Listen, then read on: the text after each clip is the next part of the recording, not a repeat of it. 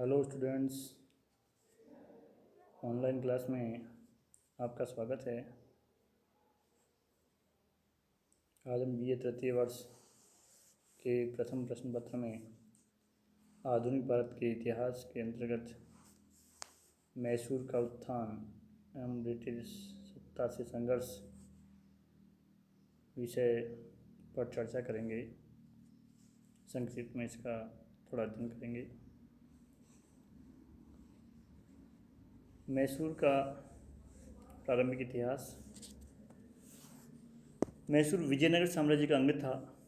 1565 ईस्वी में तालीकोटा के युद्ध में विजयनगर की शक्ति छिन्न भिन्न होने के पश्चात वाडियार वंश ने 1612 ईस्वी में मैसूर में स्वतंत्र राज्य की स्थापना कर दी। 1704 ईस्वी में औरंगजेब ने मैसूर को मुग़ल अधीनता स्वीकार करने के लिए विवश किया और उसे मुग़लों को कर देने के लिए बाध्य होना पड़ा। इसके पश्चात 1719 ईस्वी में जब हुसैन अली और पेशवा बालाजी विश्वनाथ के मध्य संधि हुई, तब मुग़लों ने मैसूर से चौथ वसूल करने का अधिकार मराठों को दे दिया और निज़ाम एवं मराठों के मध्य मैसूर से चौथ वसूली को लेकर कई बार संघर्ष भी हुआ। 18वीं शताब्दी के मध्य में कृष्णराज इस वाडियार वंश का मैसूर का शासक था, मगर सारी शक्ति उस समय देवराज और नंदराज नामक दो भाइयों के हाथों में थी।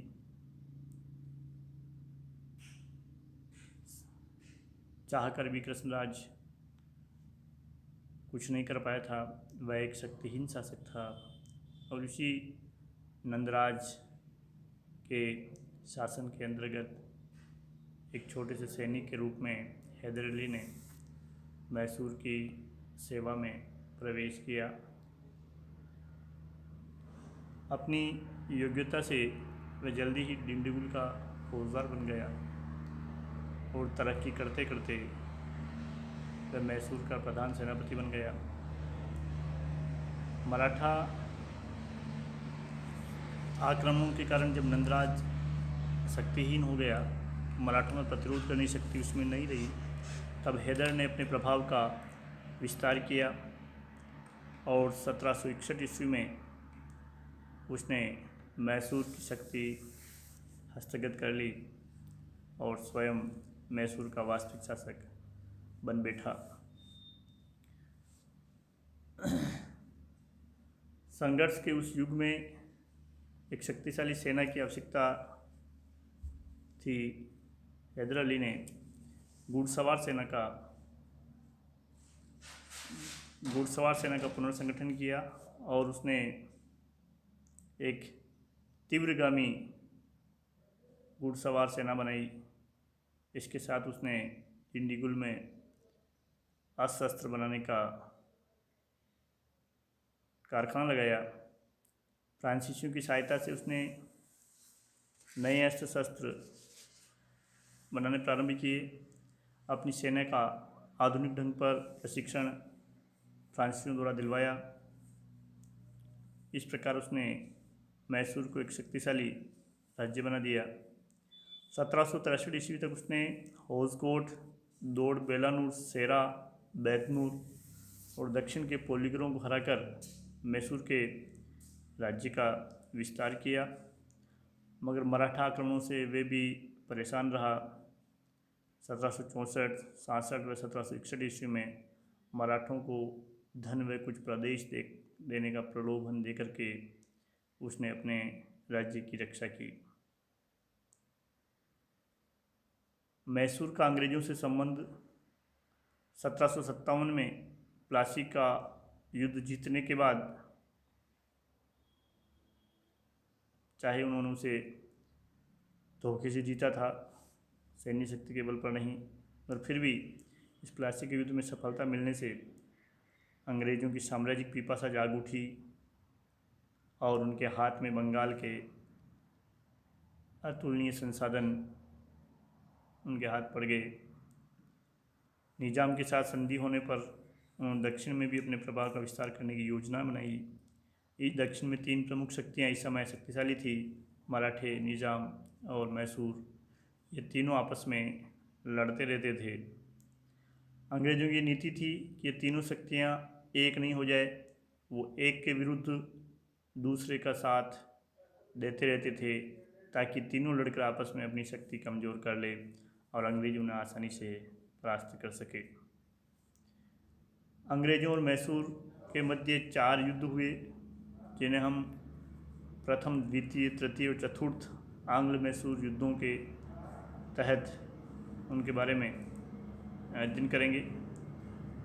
तो सर्वप्रथम प्रथम आंग्ल मैसूर युद्ध पर दृष्टि डालते हैं। प्रथम आंग्ल मैसूर युद्ध 1767 से 69 ईस्वी के बीच हुआ।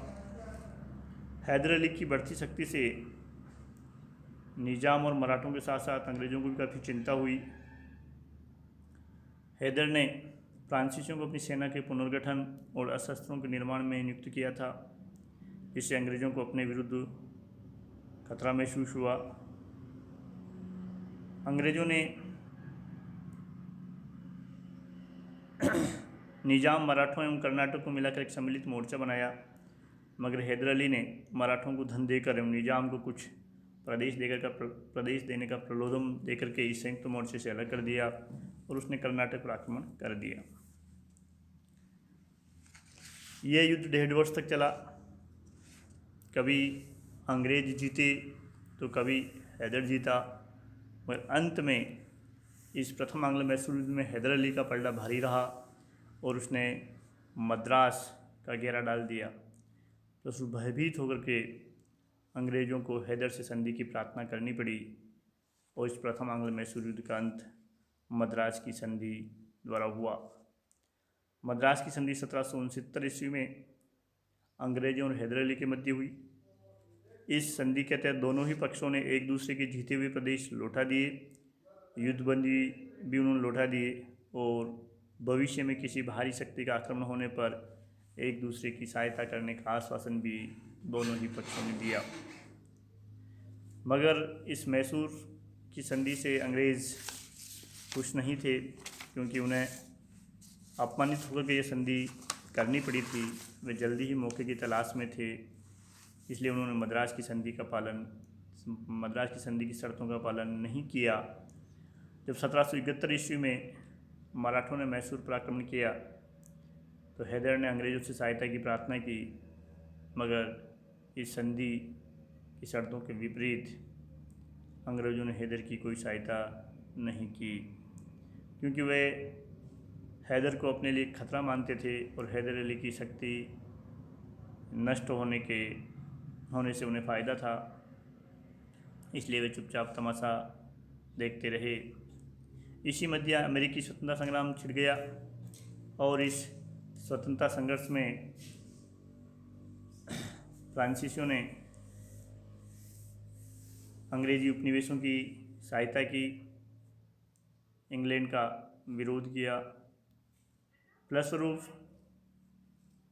अंग्रेज़ों ने भारत में फ्रांसीसी बस्ती माही पर अधिकार कर लिया, जिसे हैदर अली अपने संरक्षण में मानता था। इसी मुद्दे को लेकर के द्वितीय आंग्ल मैसूर युद्ध की शुरुआत हुई, जो 1780 से 84 ईस्वी के मध्य चला। हैदर अली ने इस बार मराठों और निजाम को अपने साथ मिलकर के अंग्रेज़ों के विरुद्ध एक संयुक्त मोर्चा बनाया। उसने कई जगह अंग्रेज सेना को पराजित किया। इस समय प्रथम आंग्ल मराठा युद्ध भी चल रहा था।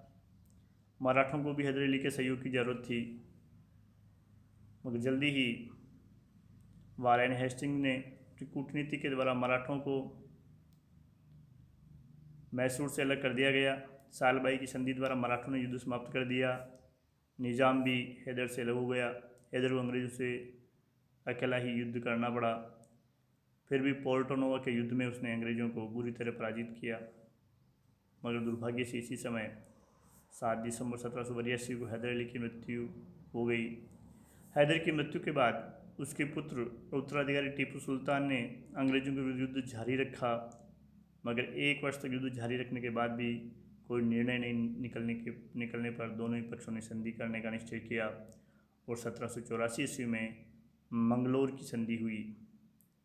इस संधि के अनुसार दोनों ही पक्षों ने एक दूसरे के जीते हुए प्रदेश और युद्धबंदी लौटा दिए और भविष्य में मित्रता के संबंध रखने का आश्वासन दिया। इस प्रकार द्वितीय आंग्ल मैसूर युद्ध का समापन मंगलोर की संधि द्वारा हुआ।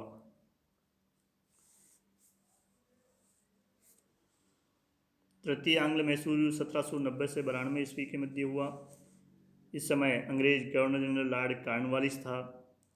यद्यपि 1784 ईस्वी में पिट्स इंडिया एक्ट के द्वारा भारत में कंपनी ने अपनी सुरक्षा को छोड़ करके अन्य युद्ध नहीं करने का निश्चय किया, मगर कॉर्नवालिस एक साम्राज्यवादी व्यक्ति था। वह टीपू द्वारा फ्रांसीसियों के साथ संपर्क को अपने लिए खतरा मानता था, इसलिए उसने मराठों एवं निजाम को अपने पक्ष में करके टीपू के विरुद्ध एक संयुक्त मोर्चा बनाया। 1790 ईस्वी में टीपू द्वारा ट्रावनकोर पर आक्रमण करने पर अंग्रेजों ने ट्रावनकोर का पक्ष लेते हुए टीपू के विरुद्ध युद्ध छेड़ दिया। टीपू ने अंग्रेजों का कड़ा प्रतिरोध किया, मगर अंत में वह पराजित हुआ और उसे श्रीरंगपट्टनम की संधि करनी पड़ी। इस संधि के द्वारा टीपू को अपना लगभग आधा राज्य अंग्रेजों को सौंपना पड़ा और 3 करोड़ रुपए क्षतिपूर्ति के रूप में भी अंग्रेजों को देने पड़े, और जब तक वह क्षतिपूर्ति की राशि नहीं चुका दी तब तक उसे अपने 2 पुत्रों को अंग्रेजों के पास बंधक रखना पड़ा। इस अपमानजनक संधि के बाद भी टीपू ने अपना धैर्य और साहस नहीं खोया और उसने अंग्रेजों के विरुद्ध अपनी सैनिक तैयारी जारी रखी। चौथा आंग्ल मैसूर युद्ध 1799 ईस्वी में लड़ा गया। इस समय गवर्नर जनरल लॉर्ड वेलेजली था। वेलेजली 1798 में जैसे ही भारत में आया, उसका पहला उद्देश्य था कंपनी को सर्वाधिक शक्तिशाली बनाना और फ्रांसीसी प्रभाव को समाप्त करना, और इसके लिए टीपू को कमज़ोर करना जरूरी था। उसने टीपू से सहायक संधि का प्रस्ताव किया, मगर टीपू ने इसे अस्वीकार कर दिया और फ्रांसीसियों से मित्रता और शस्त्र का लेन देन जारी रखा।